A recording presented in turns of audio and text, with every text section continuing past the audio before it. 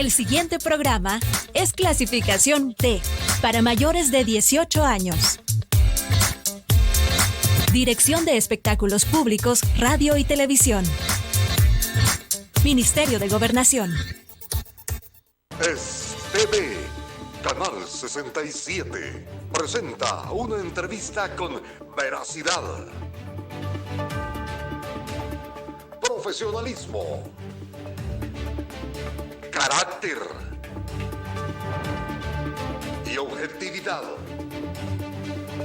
Iniciamos con Casos y Soluciones, conducido por Alfredo Villarreal.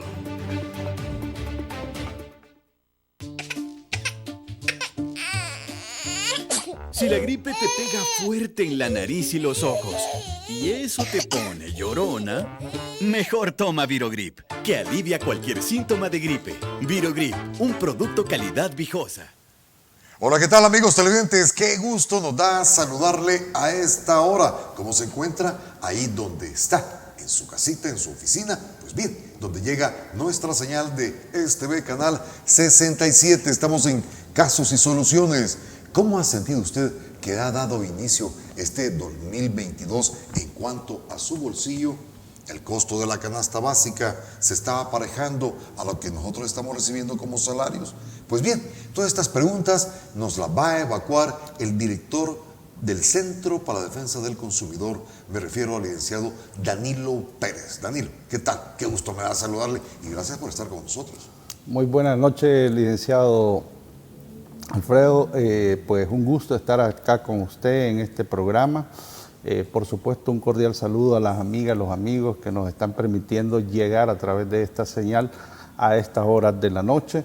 Y por supuesto estamos con todo el mayor de los gustos y la disposición para aclarar las dudas que tengamos sobre este tema que es muy importante, que es el tema de costo de vida, de la economía familiar. Sin tardanza alguna, mire, y en lo personal, ¿usted cómo ha sentido el inicio de este año, Danilo? En cuanto a la economía estamos hablando, ¿que le alcanza su salario? Porque mire, hay algunos que no nos alcanza usted. No, yo creo que, pues sí, yo en diciembre hacía unas valoraciones sobre este tema. Creo que inquieta mucho, preocupa mucho cómo estamos viendo, en primer lugar, cómo cerramos el año 2021 y en segundo lugar, cuál es la proyección con respecto a este año.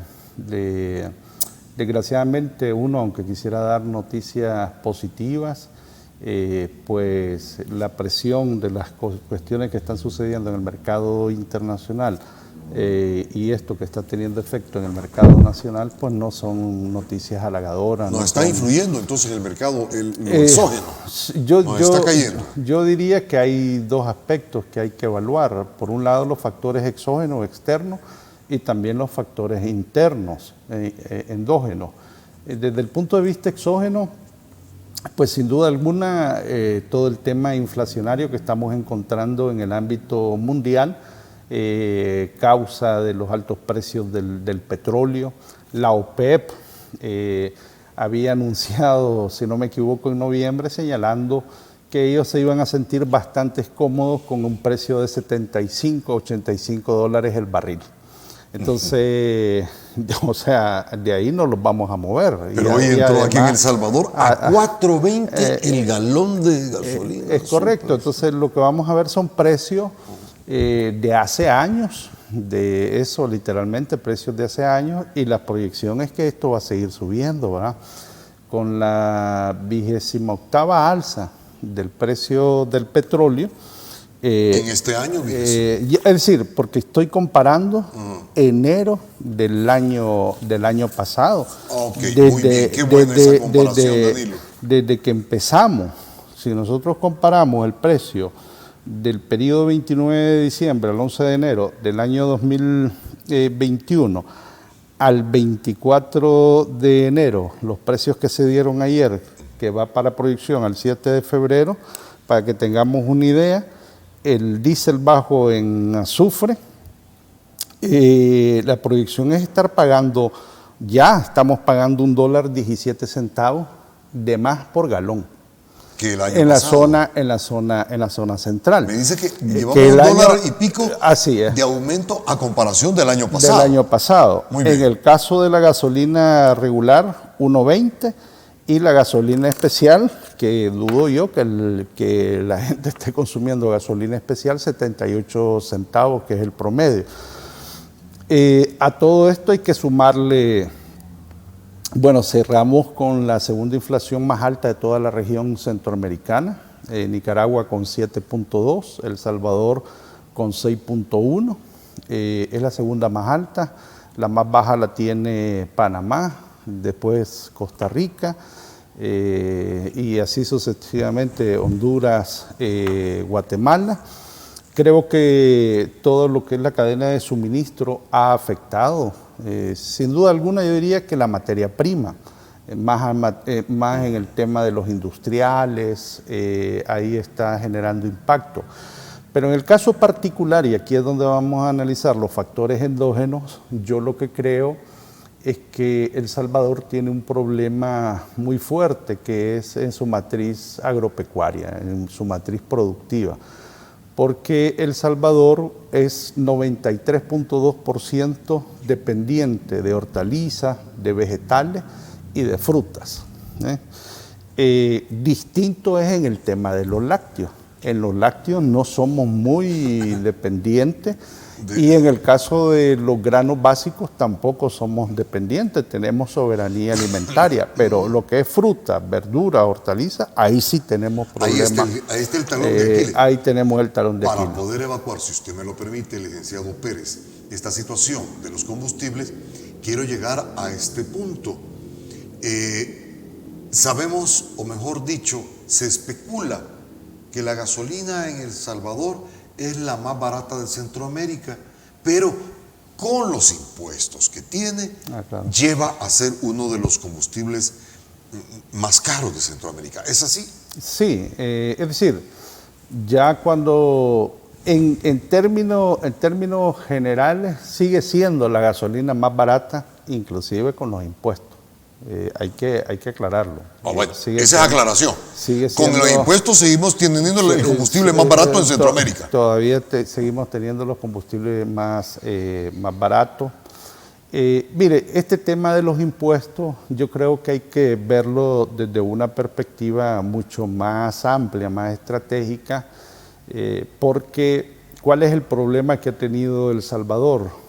También tiene una estructura de carácter tributario donde usted paga los impuestos, yo pago los impuestos, la mayoría de la población que nos está sintonizando paga los impuestos, pero los que tienen más recursos son los que menos impuestos pagan. Y entonces por eso es que se habla de una estructura de carácter regresivo en materia tributaria, y es progresiva en tanto beneficia a los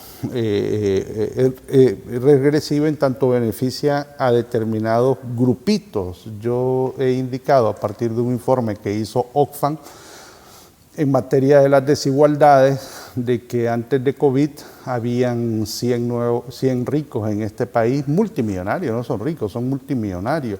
Se adicionaron 10 nuevos multimillonarios que amasan una fortuna de 83 mil millones de dólares. En cambio, la mayoría de la población vive coyol quebrado, coyol comido, ¿va? Entonces, ese es uno de los grandes dilemas que tiene la economía en este país, y que yo creo que el gobierno tiene que pensar adecuadamente en materia de políticas públicas y tributaria, en este caso particular la tributaria, qué cambios tiene que hacer, porque esta estructura tributaria, la otra vez yo escuchaba a un empresario decía que tiene dinero en un programa de televisión, y él decía, no, si nos aumentan el IVA, no hay ningún problema porque todos vamos a pagar el IVA. Pues sí, pero una cosa es tener un salario de $10,000 y otro es tener un salario mínimo de $365. Entonces no es lo mismo estar pagando el impuesto del IVA con respecto al que tiene más salario o más ingresos en este país. Y esa es la realidad que estamos viendo ante el incremento de la pobreza que ha tenido sobre todo el país después del impacto de COVID-19. Ahora bien, sigue siendo un mal histórico en nuestro país, que la riqueza está distribuida no equilibradamente, sino que desequilibrada. Y esto ha sido histórico, Sí. Licenciado Pérez, en nuestro país. Sí. No es de estos días. Los salvadoreños aún y el mundo entero no han logrado que las riquezas estén distribuidas en un nivel regular. Entonces, mi pregunta es la siguiente. En el mundo sí en varios países sí hay una mayor distribución de la riqueza. Hay una mayor carga tributaria a los que están ganando más. En el caso A eso quiero particular, llegar. ¿Cómo es que aquí? Sí, no, claro. ¿Cómo puede explicar usted esta estructura, este diseño, mejor dicho?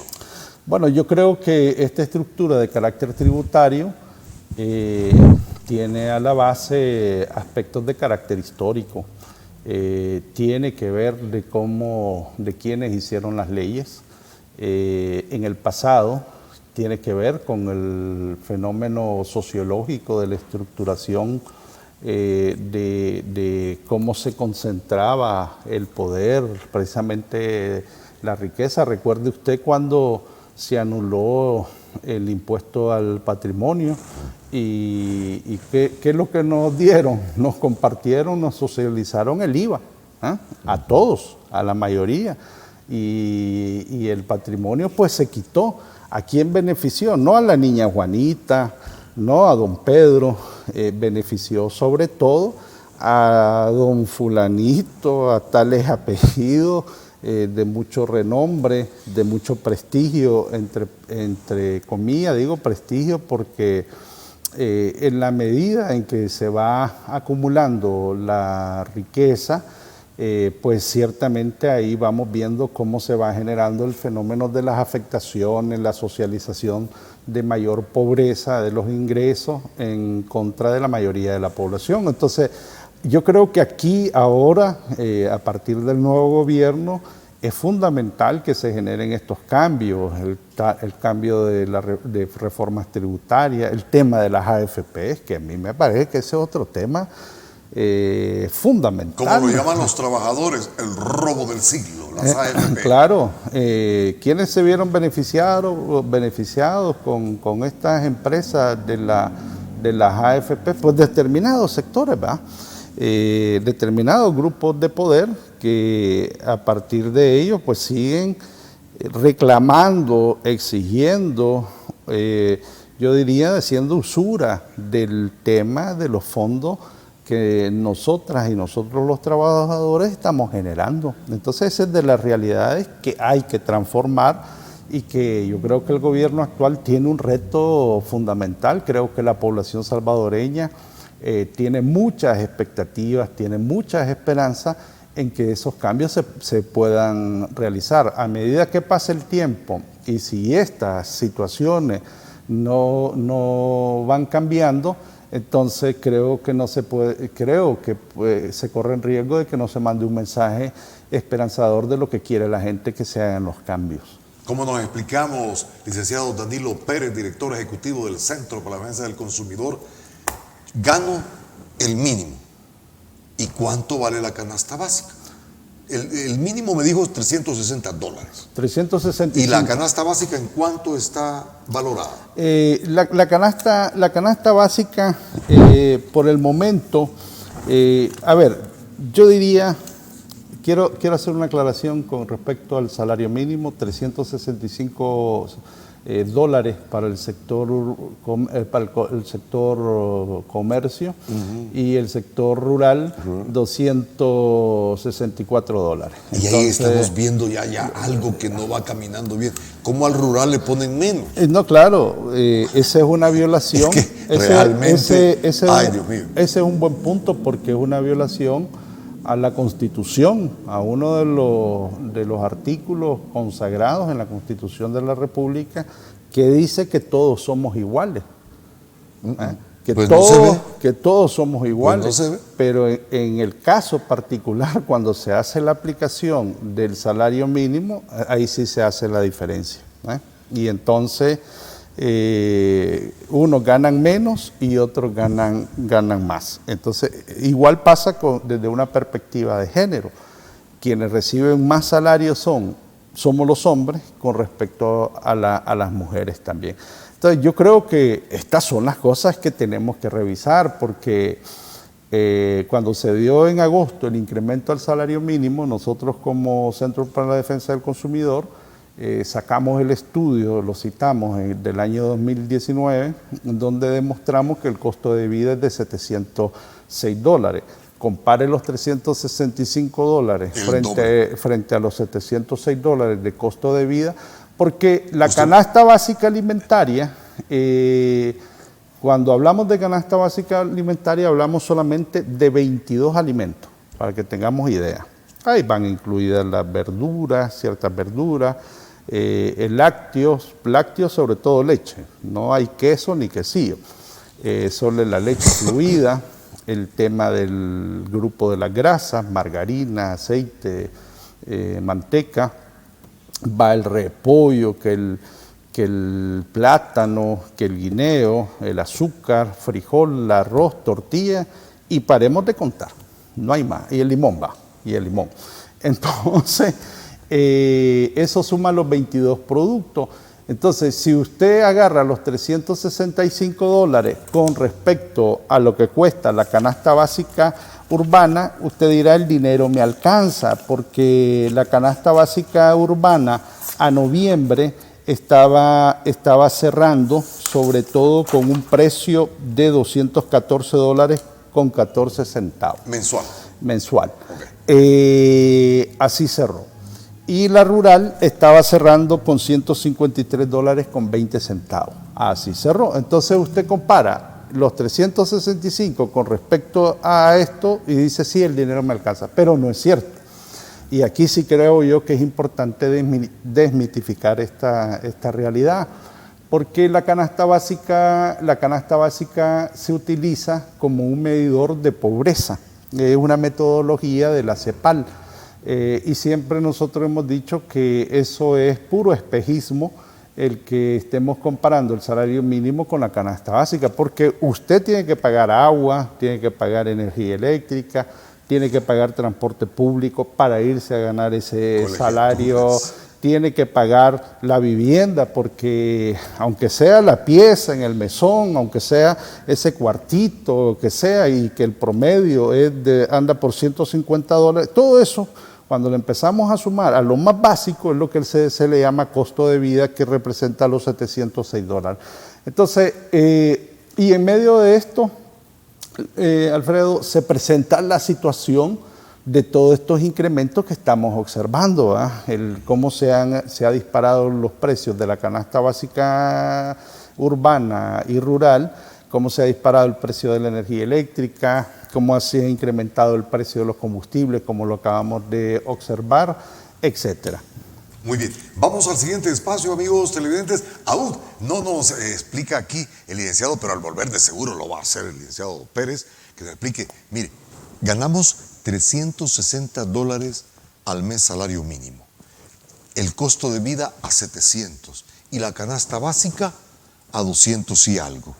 Hay un trecho, ¿verdad? Que para llegar a los 700. De eso vamos a hablar, amigos televidentes. Estamos hablando del costo de la vida de los salvadoreños. ¿Cómo hemos comenzado el 2022? Estamos con el Centro para la Defensa del Consumidor. Ya vuelvo.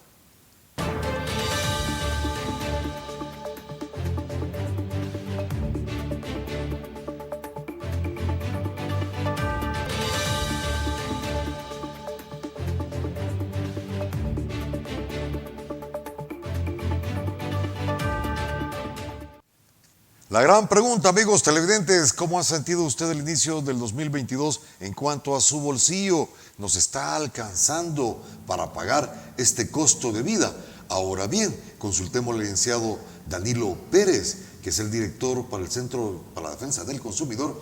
Eso es para que usted, si en estos momentos nos está sintonizando, para que se ponga ya en auto. Estamos hablando del costo de vida. Licenciado, ¿cómo está esta trilogía, por decirle, estos 3 puntos? Salario mínimo $360, canasta básica cuesta 200 y pico, pero el costo de vida $700. ¿Cómo podemos explicar esto? Sí, yo creo que tiene que ver a raíz de esto que estaba explicando de la metodología de lo que se llama la línea de pobreza. Yo la otra vez compartía un espacio con unos representantes de la CEPAL. Esta es una metodología que aplica para toda América Latina y el Caribe, quiero aclararlo. Pero yo, francamente, como CDC hemos aportado y hemos dicho, miren, a ver, pongamos los papeles bien sobre la mesa, sincerémonos y seamos francos, seamos realistas, midamos la pobreza de otra manera. De hecho, hay una metodología que se llama, construida por el PNUD, que es la pobreza multidimensional, que yo dentro de la pobreza multidimensional, que ya ahí viene a incluir la salud, que si la vivienda, que si la educación, vienen a incluir varios factores. Yo creo francamente que donde debiéramos de estar hablando más para una medición de la pobreza es de un costo real de la vida, en esa metodología que nosotros hemos calculado, que le llamamos costo de vida precisamente. ¿Por qué se va la gente a los Estados Unidos de este país? ¿Por qué se va? ¿Por qué varios de nuestros compatriotas, que seguro nos deben estar viendo allá en los Estados Unidos, se fueron?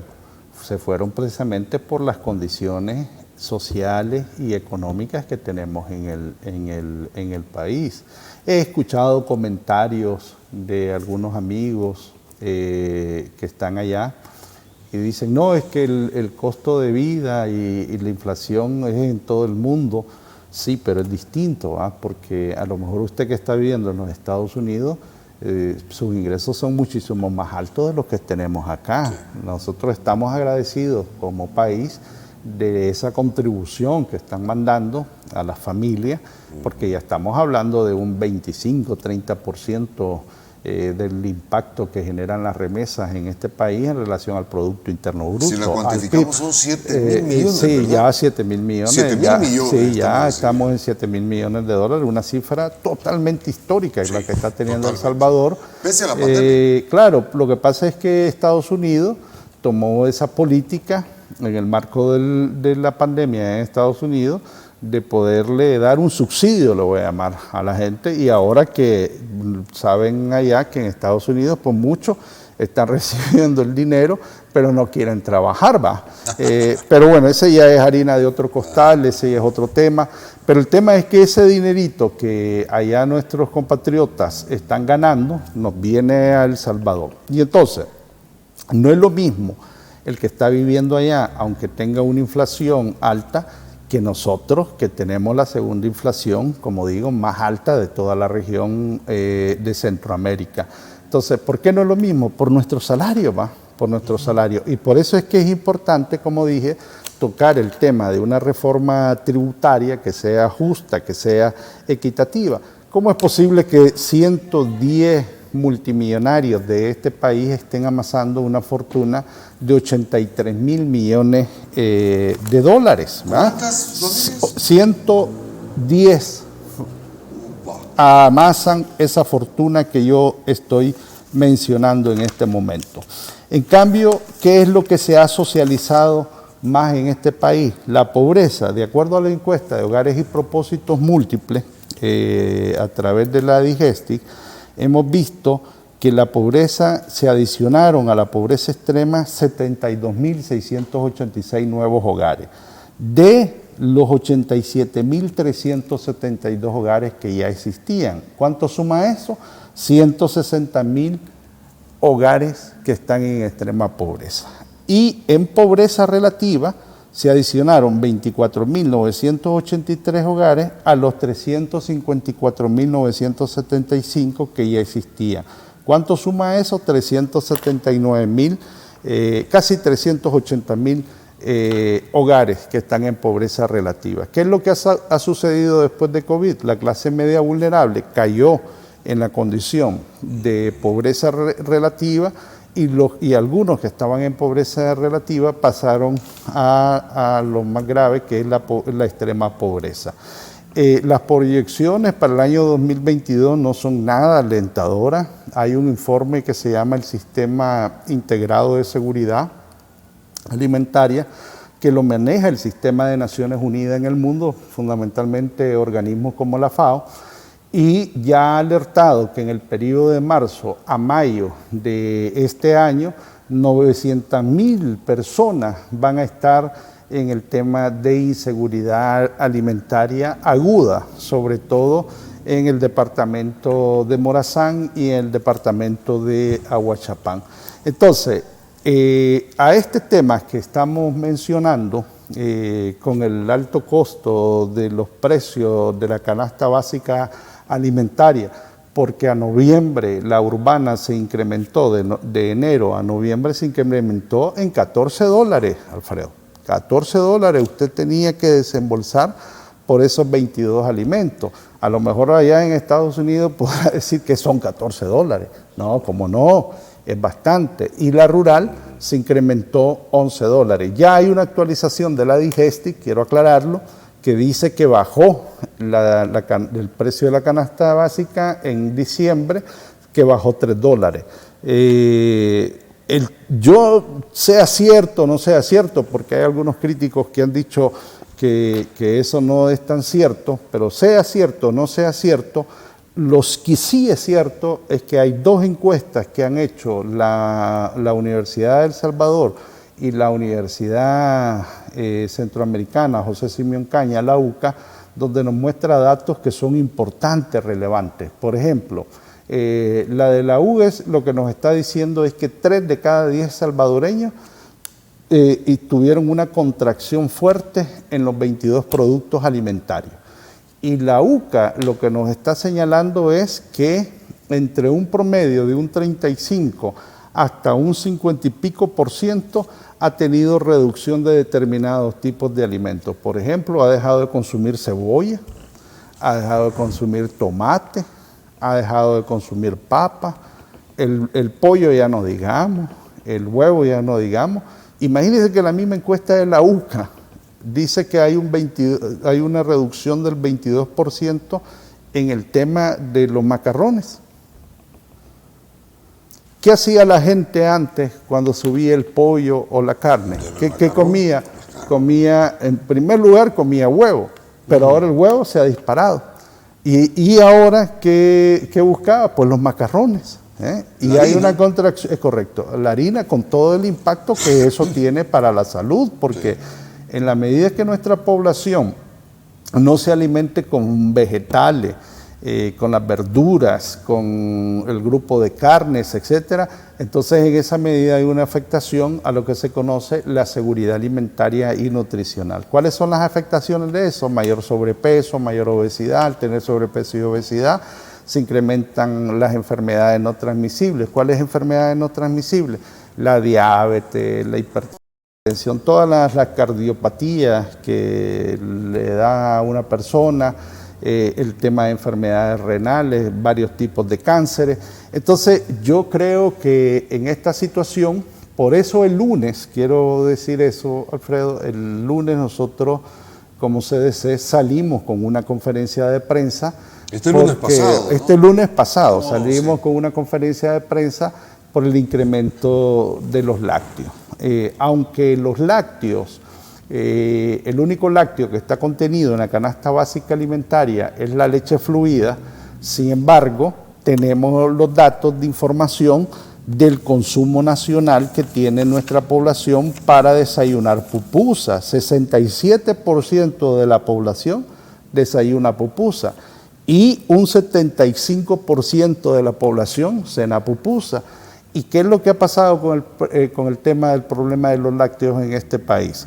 Bueno, que se dispararon, según fuentes, quiero citar las propias fuentes del Ministerio de Agricultura, cuando nosotros comparamos los datos de diciembre a enero, el precio del quesillo se disparó en 50%. Haciendo un paréntesis, la pupusa no es tan saludable para el cuerpo humano.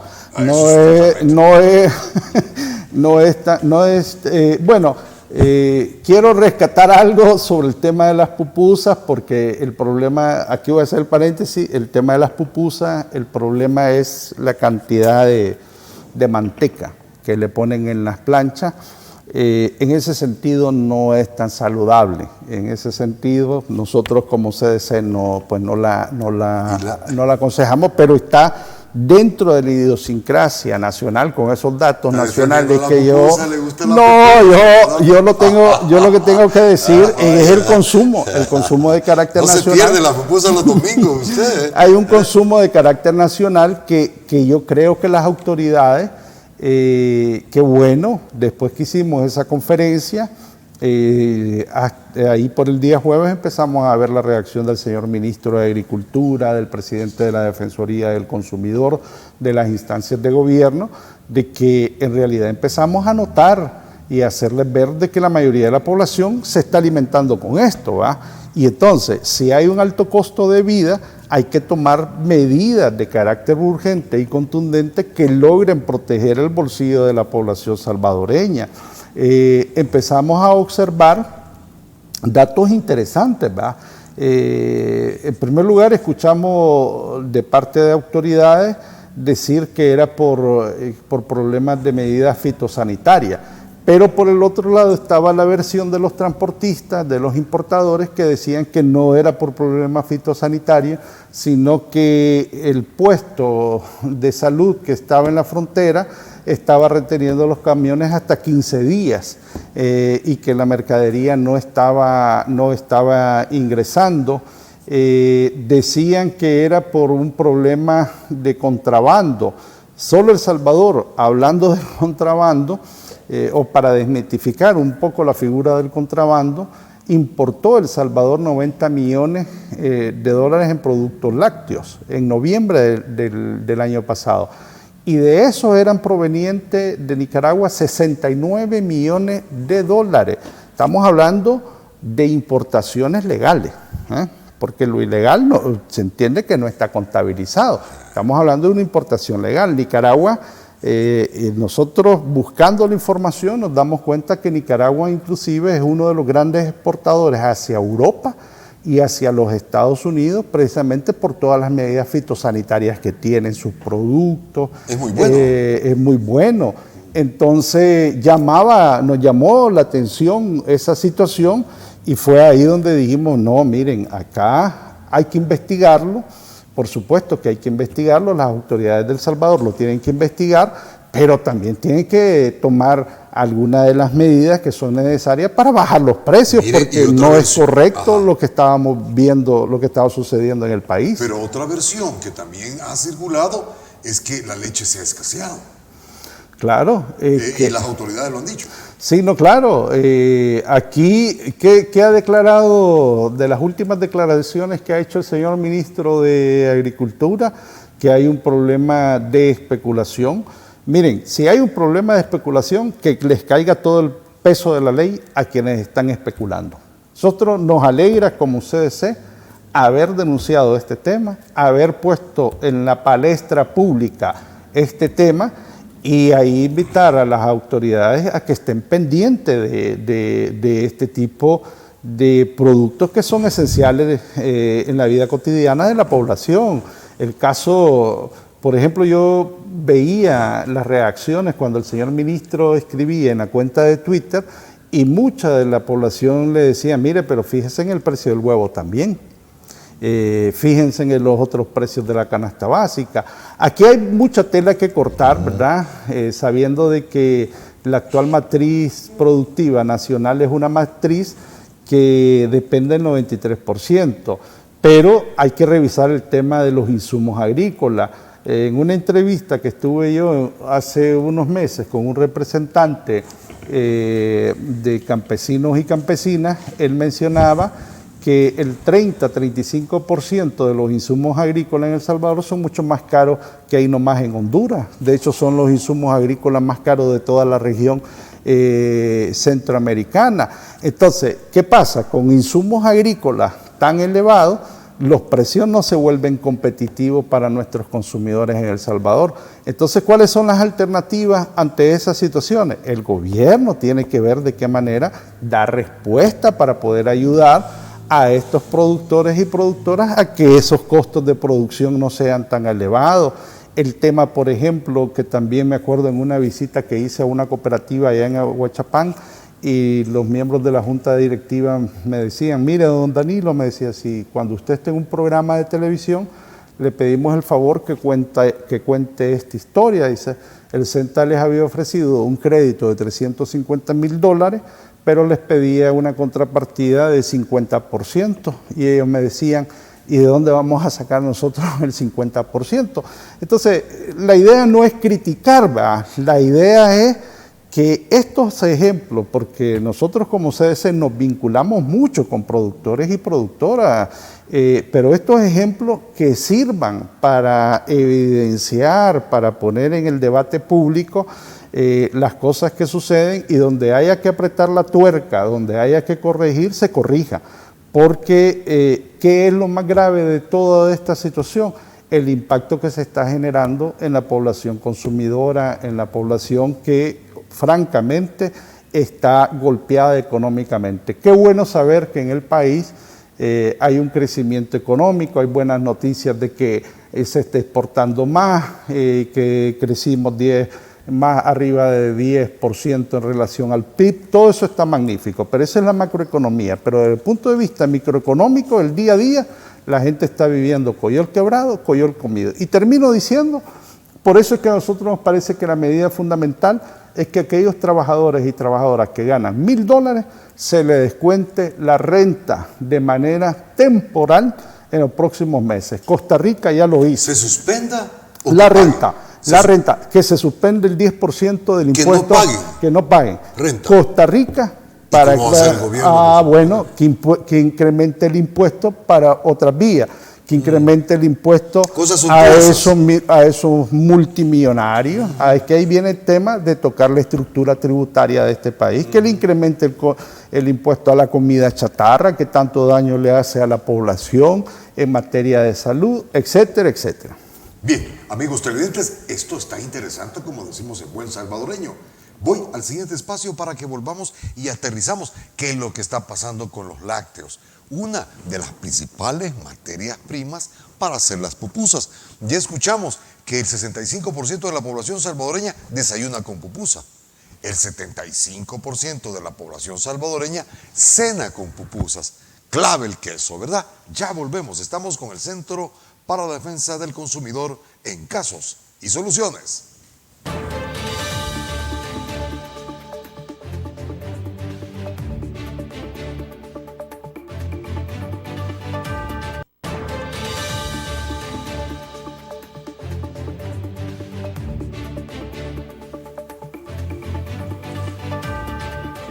Y ante esta situación que estamos viviendo en El Salvador, el licenciado Pérez, director para la Defensa del Consumidor, en cuanto al queso, ha llegado a $5 la libra. ¿Cuál es el camino que hay que seguir para poder contrarrestar esta situación, pues?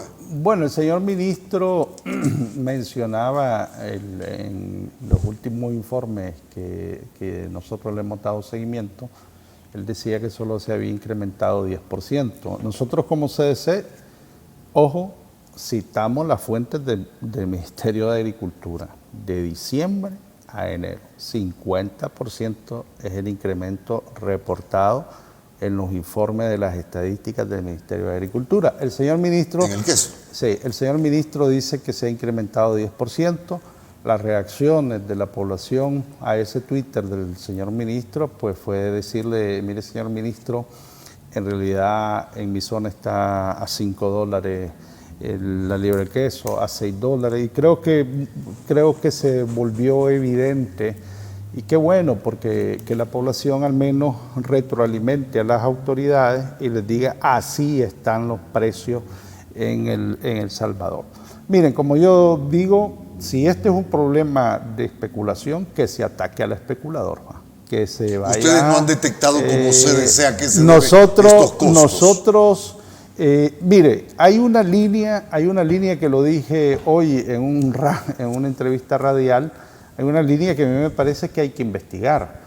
Dentro de toda esta investigación que nosotros hemos hecho como CDC, alguien de Nicaragua me comentaba que la mayoría de las plantas procesadoras de lácteos en Nicaragua están en manos de salvadoreños y salvadoreñas. Allá en Nicaragua se ha incrementado el precio, no tan alto como acá. Hoy las autoridades de la Defensoría estaban diciendo de que de por medio hay especuladores. Yo creo que hay que llegar hasta las últimas consecuencias. Por eso es que nosotros como CDC inclusive hicimos un llamado al Sistema de Integración Económico Centroamericana, a la CIECA, que es miembro de un organismo del Sistema de Integración Centroamericana, SICA, a que también tome carta en el asunto, porque si no, ¿de qué existe la SICA aquí? Disculpe, pero esta sopa de letras, o no, mejor dicho, estas siglas, ¿están funcionando realmente a nivel regional? Esa es la pregunta, porque ellos tienen un observatorio que ha sido financiado por la cooperación de la Unión Europea. A ver, si hay observatorio de carácter alimentario, si hay observatorio de seguimiento de precios de alimentos, tanto de la Defensoría del Consumidor como el monitoreo de precios que hace el Ministerio de Agricultura, nosotros con nuestros propios medios y nuestras propias posibilidades también hacemos monitoreo de precios. Y en ese sentido, con toda esta vasta información, yo creo que sí hay que generar las alertas donde haya que poner las alertas y no solo alertar y actuar inmediatamente con lo que está sucediendo. El queso fue para mí una de las principales señales. Mire, ahí me está cayendo el día de hoy. Por favor, veamos eso. Ahorita me está cayendo la información de los precios de diciembre de 2021 a enero de 2022, la manteca vegetal de caja 50 libras, no voy a dar la marca, disparada de $41 a $52. La manteca vegetal, capullo, caja 50 libras de 40 a $50. Subimos un incremento de $10. Claro, o sea, aquí van los incrementos. ¿Por qué son importantes mostrar estos incrementos? La harina fuerte, bolsa de 50 libras, $21. Estaba en 16 y algo. El azúcar, a ver, esto es importante, consumidores y consumidoras. El azúcar blanca, granel, el quintal estaba a 43, se ha disparado a 46. $46. $3 ha sufrido, pero bueno. Pero quizás en la azúcar sí está bien para que evitemos el azúcar. Pero ojalá, pero el tema, usted sabe que el azúcar es altamente adictiva. Claro. Y todo el mundo la consume. Entonces, no, yo francamente, a ver, yo sí creo que el tema de costo de vida, el tema de los alimentos son sagrados, como decimos, y que requieren actuaciones. Ya hemos hecho en su momento y en su oportunidad, hemos hecho llamamiento a que yo sí creo que la Defensoría del Consumidor está bien que verifique precios, pero ella es la instancia, a partir de la actual Ley de Protección al Consumidor, de coordinar el Sistema Nacional de Protección al Consumidor. Entonces, debiera de estar articulando con las otras carteras de gobierno para ver de qué manera se incide a ver cómo se bajan estos precios. Importante, vamos a ver a nuestros amigos del máster de producción. Ahí está don Alberto, don Albert Fag, para que nos pueda poner en pantalla. Ya se nos fue el programa y no vimos estas placas que son muy importantes verlas. Al final, mi querido Alberto de producción, está la placa que vamos a observar. Ahí está, muy bien. A ver si la podemos acercar, Alberto. Ahí está. ¿Verdad? Para que podamos, ya el último minutito que nos está quedando. Ahí están los datos. Mira, ahí está la fuente, Ministerio de Agricultura. El quesillo de $2 de diciembre a $3, 50% de incremento. El duro blando de $3 a $4, eso representará un 33%. no así en la crema, no así en el queso fresco, más otro monitoreo que nosotros hicimos de precios ahí abajo, que variados, donde teníamos precios que iban entre 25 hasta un 45% de incremento, varias fuentes. Ok, esto ya lo tenemos. Y vamos a cerrar, lo lamento mucho, pero hay que decirlo, vamos a cerrar con broche de oro. Vamos a la última placa, que estos son los incrementos, vaya, en la energía eléctrica. Mire, en la historia, en toda la historia mundial, y no solo en El Salvador, nunca he sabido que bajan las cosas. Es que aquí es donde estamos tocando la membrana, la fibra sensible. Yo creo que, insisto, hay que entrarle al tema de costo de vida con fuerza. Veamos la placa de energía eléctrica. De energía eléctrica, yo quiero decir solamente, para que tengamos idea, desde julio, desde el año pasado que se hizo el último incremento al actual que ha sido anunciado para los consumidores de 0 a 99, ustedes podrán observar, dependiendo de la empresa de distribución, un incremento entre $1.64 hasta $2.53. Y para los consumidores de 100 a 199 kilovatios estará entre $3.01 hasta $3.29. Eso es lo que va a venir representando. Es fuerte, un incremento. ¿Y una casa de una familia de clase media cuánto va a subir? ¿3? Bueno, es que aquí estamos hablando de incrementos promediales. A medida que el consumidor consume más energía, pues ahí va a ir sintiendo el golpe en su facturación. Solo quiero decir que no solo se tocó el precio de la energía eléctrica, sino que también se hizo en el cargo de distribución y comercialización. Nosotros estamos haciendo un análisis sobre esos cargos que se han realizado y dentro de poco estaríamos también generando posición sobre esos dos cargos que se le han incrementado al consumidor final. ¿A partir de cuándo este aumento en la energía eléctrica fue no a conviene partir, a los canales de televisión porque consumimos? Este incremento es el pliego tarifario trimestral que va de enero hasta marzo, mediados de abril, más o menos, donde se va a presentar el nuevo pliego tarifario. Entonces, sí. Estos 3 meses ya estamos cocinados. Miren, sí, es triste lo que yo he dicho, es complicado, un escenario no positivo.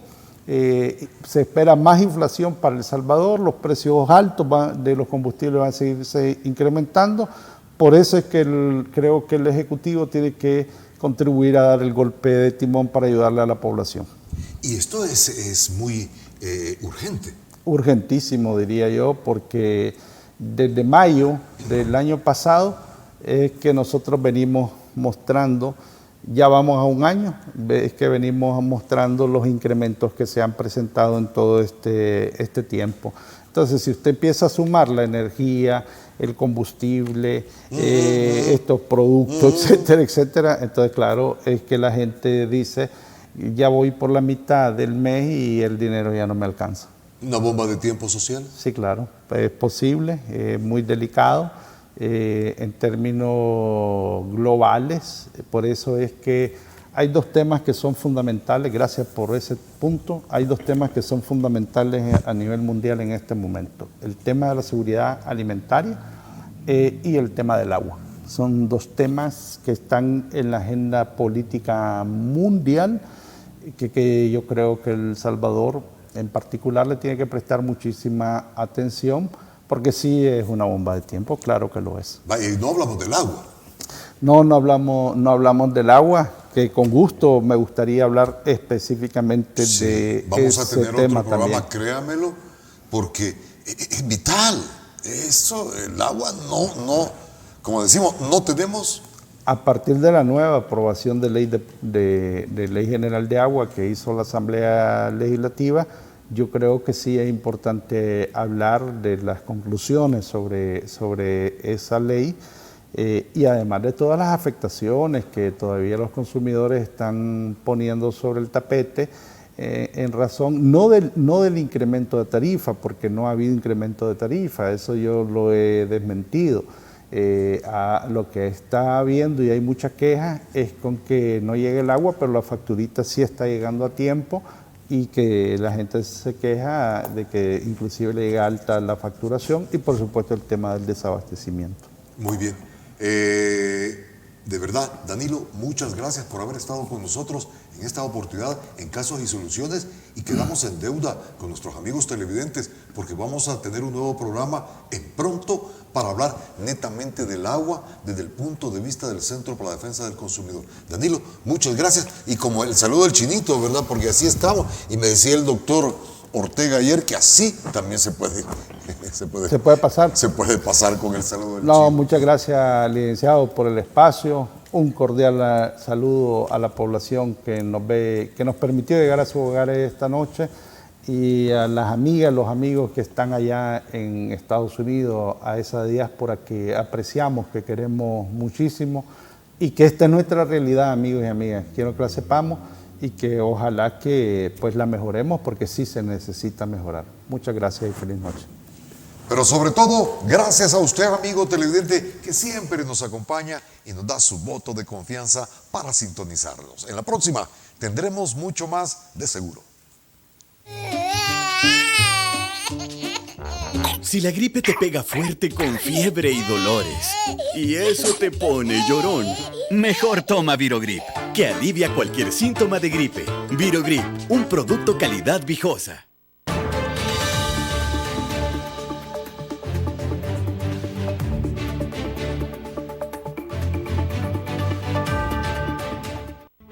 Los conceptos vertidos en el programa anterior son responsabilidad directa de quien los emitió. En ningún momento representan la línea editorial de esta estación televisora.